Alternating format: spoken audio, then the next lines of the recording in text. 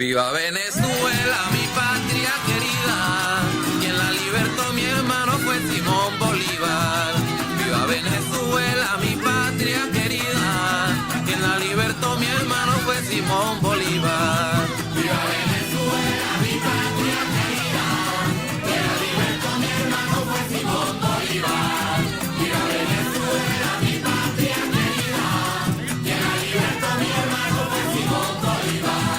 Gracias a la providencia, tenemos los venezolanos.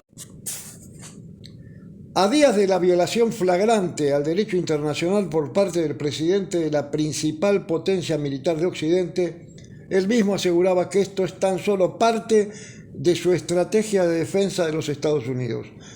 Como asimismo su asesor en política internacional, Marco Rubio, afirmaba que Cuba, Nicaragua son los próximos objetivos por liberar, como la mismísima Groenlandia, que debe ser territorio de los Estados Unidos de Norteamérica, ya que es un peligro la frecuente navegación de barcos rusos y chinos en sus costas. Para poder analizar lo ocurrido y avisorar los escenarios en pleno desarrollo a escala regional y global, estamos comunicados con Juan Carlos Monedero, politólogo y profesor de la Universidad Complutense de Madrid, uno de los fundadores de la agrupación Podemos del Estado español, quien en el 2024 ha sido observador internacional de las elecciones presidenciales de Venezuela. Buenos días, Juan Carlos, un gusto poder conversar con vos en Reflexiones para la Transformación. Pues buenos días en estos tiempos aciagos, inciertos, profundamente preocupantes. Bien, Juan Carlos, ¿cuál es el análisis que haces de la grave intervención militar de los Estados Unidos en la madrugada del 3 de enero en distintas localidades de la República Bolivariana con el secuestro de su presidente Nicolás Maduro? Pues yo creo que es un umbral histórico. Creo que estamos en un momento diferente, en un parteaguas. Creo que podemos dar por enterrado un mundo que venía, pues construyéndose desde 1945, con la recuperación de Naciones Unidas, con la creación del Fondo Monetario Internacional, del Banco Mundial. Lo que después, cuando cae la URSS en el año 91, se convierte en la expresión un mundo basado en reglas, ¿no? Donde hay la voluntad de que, toda la política internacional y por tanto también la nacional se guíe por pautas de autorización política, de esto que llamamos democracia, es decir, de gobiernos representativos, y en el ámbito internacional, intercambios comerciales o intercambios políticos guiados por reglas. La diplomacia es importante, el recurso pacífico a la resolución de conflictos, el respeto a la soberanía de los países. Todo eso se ha ido quebrando poco a poco, no ha sido de inmediato. A veces pensamos que las cosas suceden de pronto, no es verdad, se van larvando, vamos tolerándolas y al final, claro, cuando se dan otro tipo de circunstancias, están dadas las condiciones para hacer una ruptura general. ¿Me explico? Si toleramos la invasión de Irak y la muerte de casi 700, 800, 900.000, 1 millón de personas, con la mentira de que había armas de destrucción masiva y lo que se buscaba era directamente robarles el petróleo. Y ahí toleramos que esa conjunción de intereses de los sectores armamentísticos, de los sectores petrolíferos, el momento geopolítico, y toleramos, ¿no? lo que fue una masacre en Irak, pues ahí ya tenemos un elemento terrible. Después hemos tolerado Gaza, salvo la contundencia de algunos países, Sudáfrica, Colombia, los demás han sido de una tibieza y delante de nuestros ojos hemos visto un genocidio y lo hemos permitido. Yo creo que eso funciona como una suerte de venganza.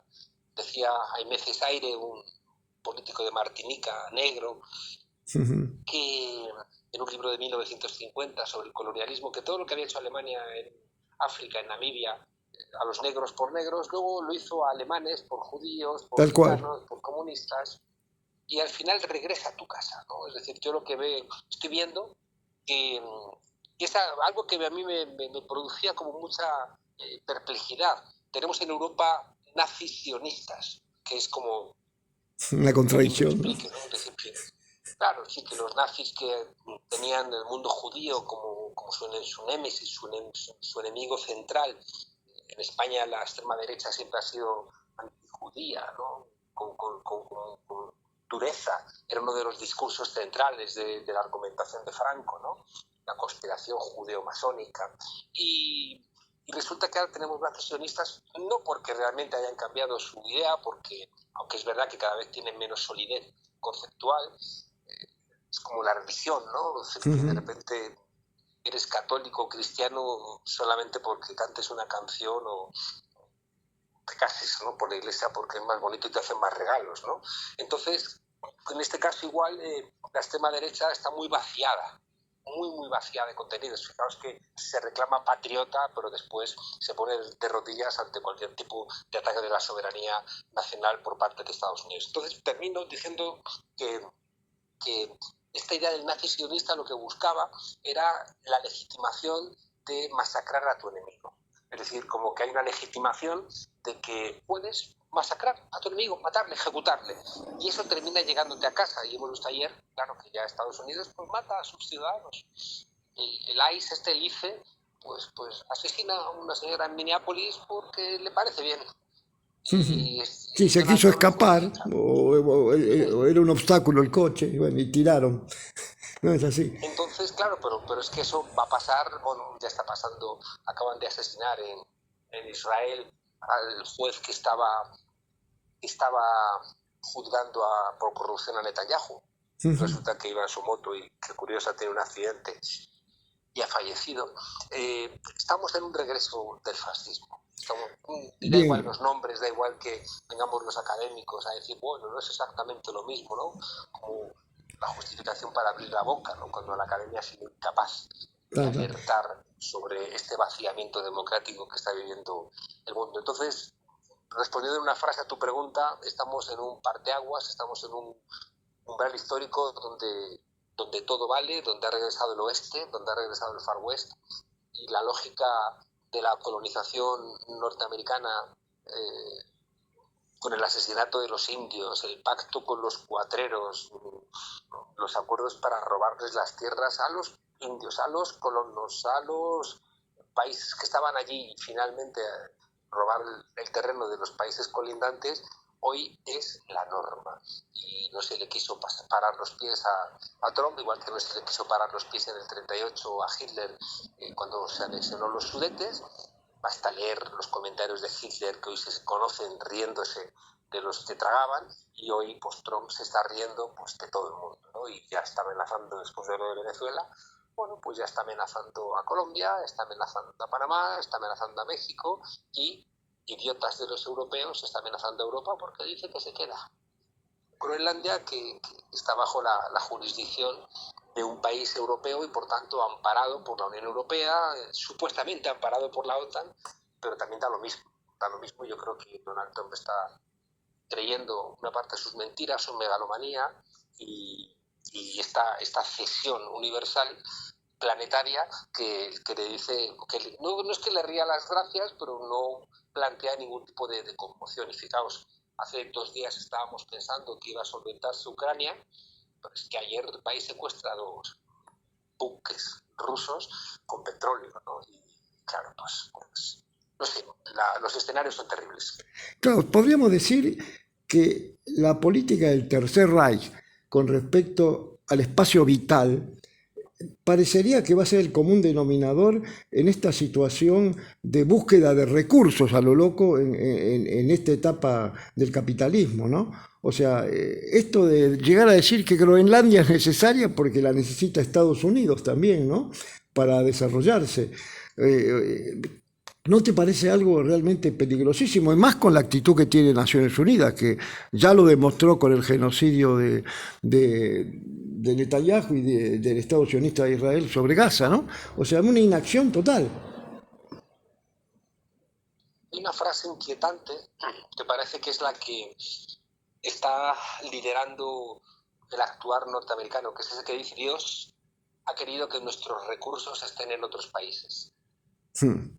Entonces, de repente uno escucha atónito a Donald Trump diciendo que el petróleo venezolano les pertenece. Pues si pasado mañana te van a decir que necesitan el agua del Amazonas, si la necesitan es suya. Porque es que el corolario Trump de esta estrategia de seguridad nacional dice eso. O sea, lo que necesita Estados Unidos le pertenece a Estados Unidos. Tú lo dices casi textual. Entonces, cuando un jefe de Estado escribe ese texto, le está declarando la guerra al mundo. Un señor que está diciendo todo lo que sea una amenaza a los intereses norteamericanos, y los intereses norteamericanos son todo aquello que nos permite mantener nuestro estado de vida, nuestro modo de vida, es una declaración de guerra. Tal cual, ya ni amenaza, sino un obstáculo, ¿no? Sí, o sea, pero digo que como en noviembre publicó la doctrina de estrategia de seguridad nacional, donde dice este tipo de cuestiones, de que les derrote comercialmente en el hemisferio, que ese es el avance, ya no es América para los americanos, es el hemisferio, ¿no? Sí. Para los norteamericanos. Entonces, claro, si tú le derrotas económicamente, pues dice, te voy a tratar militarmente como hostil, te plantean ese documento. De manera que si los argentinos, los mexicanos derrotan comercialmente en algún rubro a los norteamericanos, tienen derecho, sobre la base de la estrategia de seguridad nacional, tienen derecho a plantear que son enemigos, que son hostiles, que son tratados militarmente, porque esa derrota económica pues perjudica los intereses de una empresa norteamericana y al fin y al cabo de los norteamericanos. Por eso te decía al comienzo que es que ese mundo basado en reglas desaparece y se convierte en un mundo basado en los beneficios concretos de los Estados Unidos, que tiene que ver, está ya todo el mundo reconociendo el Lebensraum nazi, ¿no? O sea, esa expresión de Hitler, basada en los geógrafos que planteaban que la supervivencia de Alemania pasaba por extender su espacio vital, a los ¿no? países, ¿no? O sea, claro, el espacio vital implicaba al fin pues que tenía derecho a robarse Polonia, a robarse Austria, a robarse lo que hiciera falta. Luego, claro, que es una cosa también terrible, que estamos viendo con mucha consternación.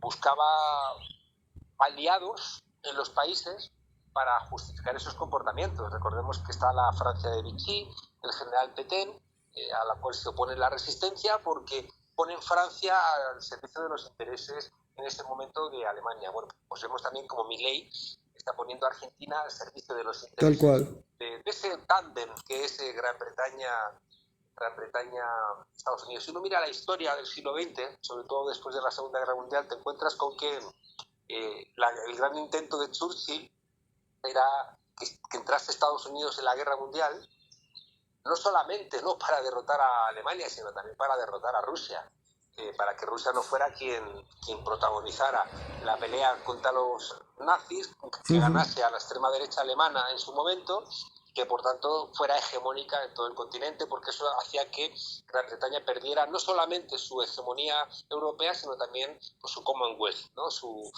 marco internacional. Y su alianza con Estados Unidos es para que le garantizara, aunque fuera residualmente, que cayeran esas migajas de la mesa, para que Gran Bretaña pudiera seguir manteniendo una cierta presencia colonial, ¿no? Que lo vemos ayer cuando Gran Bretaña colabora con Estados Unidos en la intercepción de ese barco ruso con petróleo. Sí, ¿no? tal cual. Entonces, ya te digo, vemos que Milei en Argentina pues dice que las Malvinas pues, pertenecen a Gran Bretaña. Y su ídolo es Margaret Thatcher, ¿no? Claro. O vemos, fijaos aquí hay una gran... se comentaba en los medios esta mañana en España, cómo la derecha y la extrema derecha están callados, ¿no? Por un lado porque hicieron de María Corina Machado pues poco menos que una Juana de Arco venezolana, y claro, y al mismo tiempo aliados con Trump hasta el éxtasis, ¿no? Entonces, cuando de repente Donald Trump dice, no, es que esta señora lo único que me garantiza es una guerra, y que en una guerra, ya lo aprendimos en Irak y en Afganistán, yo no puedo extraer petróleo, necesito que haya estabilidad en el país, por Tal tanto cual. tiene que mantenerse el chavismo, se mantiene Delcy Rodríguez, y claro, la derecha y la extrema derecha europeas dicen, pero si nos habías dicho que la jefa era María Corina Machado, si le habíamos dado el premio Nobel de la Paz Tal para cual. que fuera la presidenta, dicen, no. Y luego, claro, hay también un tremendo drama, porque tienen, después ya digo, de decir que son trumpistas a muerte, y de alguna manera aliarse de una manera absolutamente entregada a las decisiones de Donald Trump, ahora que está amenazando a Europa directamente con Groenlandia, está amenazando a un país socio de la Unión Europea, pues están callados porque no quieren contradecirle, porque les da miedo, porque saben que este señor pues te puede humillar, como hizo con Zelensky, o puede salir por cualquier lado, ¿no? Entonces está maltratando a sus aliados. Es nunca más cierto, ¿no? La frase bíblica de que Roma no paga traidores. Ahora, ¿vos no crees que aparte de haber movilizaciones en distintas partes del mundo de los sectores progresistas y de izquierda, hay algo en la subjetividad contemporánea que tendrá que ver, tendríamos que analizar por qué razones,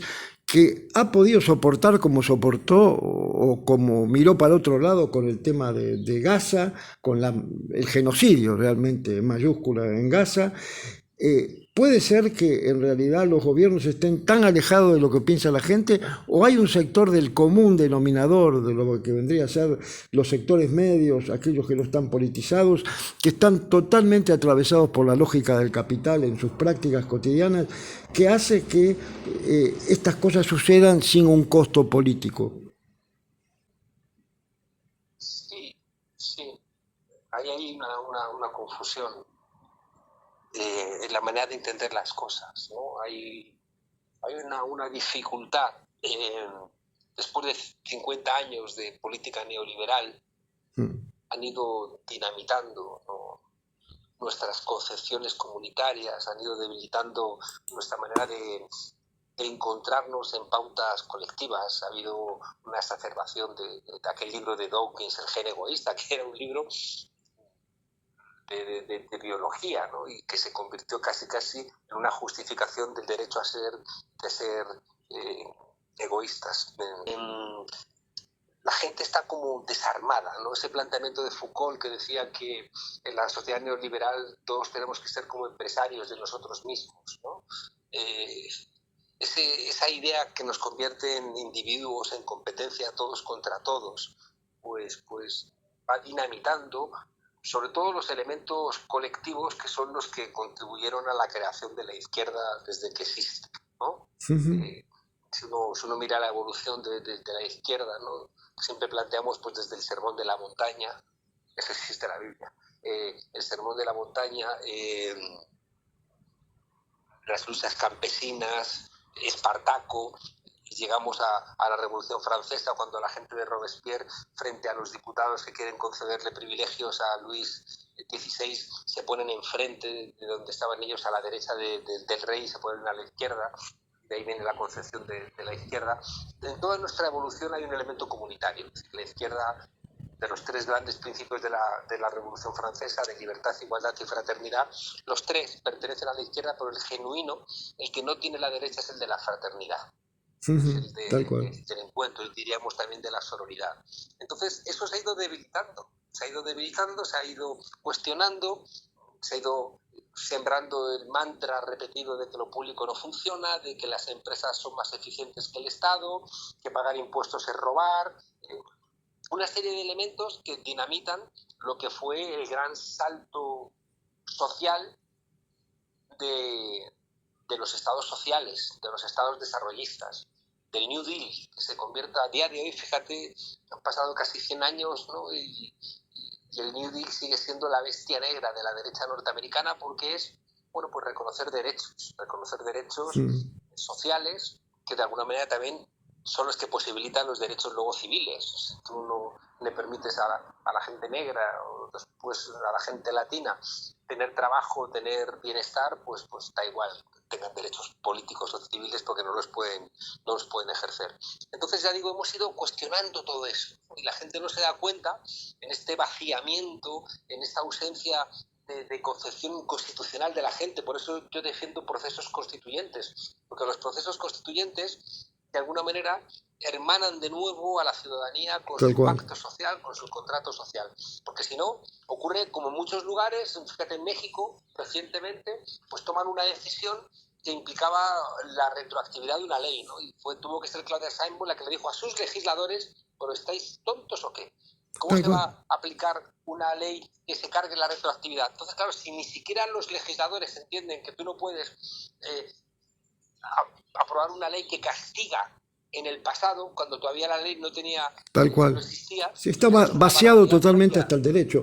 Claro, Ahora, ¿no crees que pero lo claro, si esto no colectivo lo está en saben los cuestión? legisladores, Hay una suerte si esto no lo saben los legisladores, ¿cómo lo va a saber el pueblo? No, obvio. ¿No crees que hay también una especie de cuestionamiento a lo colectivo? O sea, históricamente, como bien nombrabas vos, la lucha colectiva fue el antídoto a la profunda asimetría entre los poderosos y las grandes mayorías. Y hoy parecería que el sálvese quien pueda lleva a que lo más efectivo es la lucha individual de ese átomo social que termine peleando con su congénere, ¿no? O sea, enfrentándolo y pensando que no vale la pena lo colectivo. ¿Algo de eso hay?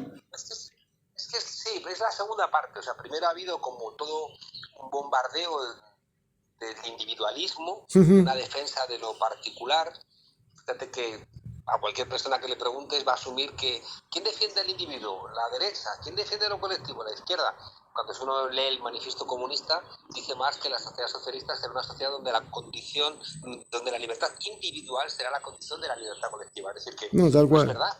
La izquierda no ha defendido principios de anulación de los derechos individuales Para en nombre de nada. lo colectivo. No es verdad, no es verdad. Eso fue una deriva de la Unión Soviética y demás, Tal cual. Sí, que sí. la izquierda democrática en el mundo nunca la ha defendido, ¿no? Por eso masacran a Salvador Allende, porque no podían tolerar una izquierda que respetara los derechos individuales, porque generaba un elemento de contagio, como dijo Nixon en su día, y por tanto había que castigarlo. Entonces, junto a este elemento, ya digo, como te contaba, de bombardeo neoliberal, de defensa del individuo, de crítica de lo colectivo, de la izquierda, de toda la izquierda comunista, toda esa caricaturización, ¿no?, del planteamiento de lo que es ser progresista. Al lado de esto, creo que también ha habido un abandono paulatino por parte de la izquierda de sus postulados. La caída de la Unión Soviética en el año 91, pese a que muchas izquierdas ya habían renegado de la URSS, pues los cascotes del muro de Berlín caen sobre la espalda de toda la izquierda, que se queda como a la intemperie, como dijo Galeano en su día, ¿no? Y entonces la izquierda no ha terminado de encontrar todavía su camino. Yo vengo planteando en un texto que sale ahora cómo la izquierda tiene que volver a sus orígenes en la medida en que tiene que superar esa fractura entre revolución, rebeldía y reforma. Eso, y pongo el ejemplo de México, donde tú puedes hacer un cambio revolucionario, que es hacer que el pueblo elija a los jueces. Creo que es revolucionario porque recupera para lo colectivo la gran herramienta que están teniendo los sectores de la derecha y de la extrema derecha para frenar los cambios a través del lawfare, de la guerra jurídica, del encarcelamiento de los líderes de la izquierda, de la puesta en cuestión de cualquiera que pueda articular mayorías. Y Daniel Jadue está en la cárcel, y Cristina Fernández imputada, y Correa en el exilio, y Evo Morales buscado, y la dirección de Podemos con decenas de querellas. Y al final, ya digo, el Poder Judicial te va acorralando. Bueno, pues en México, a través de un medio reformista, a través de las cámaras, a través de la ley, a través de una reforma constitucional, a través de medidas que podía la izquierda tradicional despreciar por reformista, consiguen un logro revolucionario, y además activando a la ciudadanía. Es decir, que con ese elemento rebelde horizontal, con ese elemento de participación popular, creo que también recuperamos cuando el zapatismo emergió a comienzos de los 90, recordándonos un mundo en donde cupieran muchos mundos, ¿no? Entonces yo creo que ese elemento que tú dices de quiebra de lo colectivo también es una impotencia de la izquierda, que ha sido incapaz de hacer otra cosa que no sea respetar los principios de la democracia representativa. Hoy en día, mientras que la derecha patea el tablero constitucional de nuestros países, quebrando los dos principios esenciales de la democracia representativa, que son la esfera pública, que es la que te permite autorizar o no autorizar, porque ya no participamos, sino que simplemente votamos, y al votar autorizamos a los dirigentes. Si tú no tienes en esa esfera pública la capacidad de evaluar con certeza qué es lo que realmente están desarrollando los gobernantes, o qué es lo que te ofrece la oposición, pues qué decisión vas a tomar. Puedes tomar una decisión equivocada, sin ningún tipo de criterio, y por tanto vacías profundamente la democracia. Y el segundo elemento, que era la división de poderes, el imperio de la ley, como el otro gran pilar sobre el cual se sostienen los gobiernos representativos. Si con el lawfare lo quiebras, o ahora con la fuerza de Estados Unidos lo malbarata, ¿qué queda de la democracia representativa? Y resulta que nos encontramos con que los líderes de la izquierda, cuando gobiernan, sea Podemos en España, sea Petro, sea Lula, sea quien fuere, ¿no? Pues lo que haces es gestionar en la medida en que puedes la democracia representativa, y te conviertes en el gran valedor de aquello que en el fondo beneficia a la derecha y no puede beneficiar a las mayorías, porque está concebido precisamente para que no cambie estructuralmente. Tal cual, la justicia es la última instancia, ¿no? Claro, si tú no le inyectas ahí medidas revolucionarias, como está haciendo México, de un horizonte de superación del marco de la democracia representativa, metiendo elementos de democracia participativa, estableciendo incluso elementos de sorteo, elementos de rotación de cargos, elementos de limitación de mandatos, elementos de austeridad republicana para que los líderes políticos no estén muy alejados del modus vivendi de la ciudadanía. Si tú le inyectas todas esas cosas, pues estás gestionando lo que existe. Por la propia entropía, la mera gestión de lo que existe te va capturando a esa lógica de lo que va pereciendo, ¿no? Entonces nos encontramos que al final, cuando llegas a callejones sin salida, pues el sistema, como ha hecho históricamente, llama al plan B del capitalismo en crisis, que siempre es alguna forma de autoritarismo. Por eso te decía al comienzo que es que hemos ido dejando de escuchar los mensajes que nos ha lanzado la crisis del modelo para haber dado una respuesta, y lo que hemos hecho es, bueno, pues quedarnos un poco perplejos. Y cuando vino la gran crisis del modelo neoliberal con Lehman Brothers, quien reaccionó fue la derecha, llamando a Bolsonaro, a Milei, a Meloni, a Orbán, a Trump. Y la izquierda, ya te digo, la izquierda pues perpleja. Entonces, claro, si no hay alternativa, en un mundo además que te han vaciado el compromiso colectivo, donde llevas bombardeado décadas con que lo colectivo no funciona, donde te están invitando al egoísmo, al individualismo. Decía un poeta, Efraín Huerta, que si uno conoce a Van Gogh, lo que te extraña no es que se cortara una oreja, sino porque no se cortó también la otra, ¿no? Pues bueno, si uno mira todos estos datos, lo que nos extraña no es que haya un loco como Trump, sino como no tenemos el mundo. Tal cual, es así. Que de alguna manera se nos está llenando el mundo de Trump. Contra molinos de viento peleamos contra gigantes. Y hay que confiar en la gente. Y por eso creo que una de las tareas inmediatas es volver a una cierta pedagogía. Y pasa por entender que la verdad es revolucionaria. Tenemos que hacer una apuesta radical por la verdad. Allá pensemos también que puede perjudicar a las fuerzas de la izquierda. Yo creo que la única manera de convencer al pueblo es hablarle lo que realmente es. Porque si no tenemos el apoyo de las mayorías, ¿por qué volvemos? A la vanguardia leninista del siglo XX, ¿no? Donde unos iluminados van a dirigir... Además, en la pandemia misma se vio que los esenciales eran los trabajadores, ¿no? Los que pusieron el cuerpo.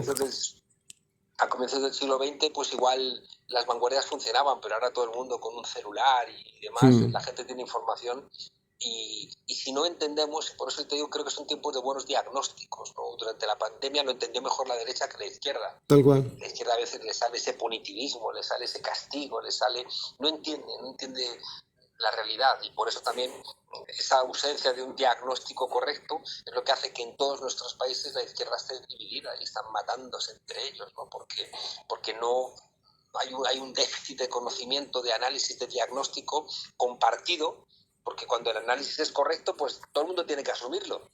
Tal cual. La izquierda siempre con esa voluntad de trabajar siempre con marcos teóricos, y con marcos teóricos, pues claro, como no están asentados en realidades concretas, puedes discutir ad infinitum, también como los teólogos, cuántos ángeles caben en la punta de una aguja. Entonces, yo creo que también es un tiempo de volver a estudiar, de volver a hacer buenos análisis y compartirlos y discutirlos. Por eso también es tiempo de militar. Yo vengo diciendo medio metafóricamente que de las 4 cavidades del corazón, la primera hay que dedicarla a la política. Tenemos que tener ayuntamientos, gobernaciones, hay que escribir las leyes en los boletines oficiales del Estado, hay que votar, hay que implicarse políticamente, porque si no, eso lo dejamos a la derecha y estamos perdidos. La segunda cavidad es las calles, hay que dedicarse también a las calles. En las calles es donde el miedo cambia de bando. Si no estamos en las calles no salen las cosas. La reforma constitucional en México sale porque está la gente en la calle empujando. La tercera cavidad del corazón hay que dedicarlo otra vez a militar en el relato, hay que volver a estudiar, hay que volver a debatir, hay que volver a dedicar tiempo, no a estar entretenidos todo el maldito rato, no produciendo dopamina, buscando, scrolleando en el teléfono celular, a ver si nos viene el siguiente latigazo en un vídeo de YouTube o en alguna mierda de Instagram o en alguna... Romper nuevamente las cadenas, que ahora son de otra forma. Claro. ¿No? Y como toda esta tarea es muy grande, de militar en la política, en las calles, en el relato, la cuarta cavidad del corazón, invito a que la gente la ocupe con la alegría. Tenemos que recuperar también la esperanza, tenemos que volver a creer que otro mundo es posible, tenemos que volver a confiar en que la gente ordinaria hay posibilidades extraordinarias, porque es que si no, no hay solución. Y otra vez estaríamos en la tristeza y de los campos de concentración sobrevivieron los que tenían fe en algo más grande que ellos mismos. Y como siempre digo, regresando a la política, a las calles, al relato y a la alegría, pues nos crece la conciencia y como decía mi amigo Bertolt Brecht, solo los pueblos con conciencia son los pueblos que tienen esperanza. Es así. Un fuerte abrazo desde el Río de la Plata, Juan Carlos. Hasta siempre. Un abrazo fuerte. Hasta pronto. Nos hemos comunicado con Juan Carlos Monedero, miembro justamente de Podemos en su tiempo y hoy un verdadero activista para la transformación social.